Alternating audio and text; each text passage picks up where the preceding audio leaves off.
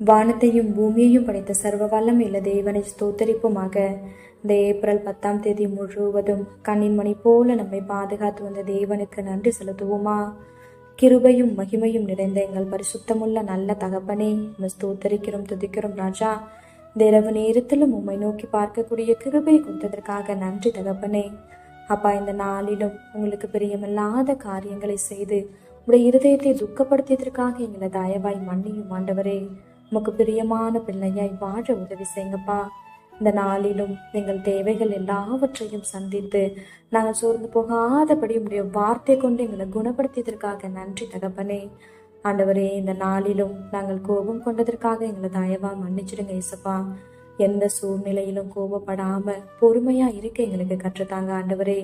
மிகுந்த மன தாழ்மையும் சாந்தமும் நீடிய பொறுமையும் உடையவர்களாய் அன்பினாலே ஒருவரை ஒருவர் தாங்குங்கள்னு சொல்லியிருக்கீங்களே தகப்பனே.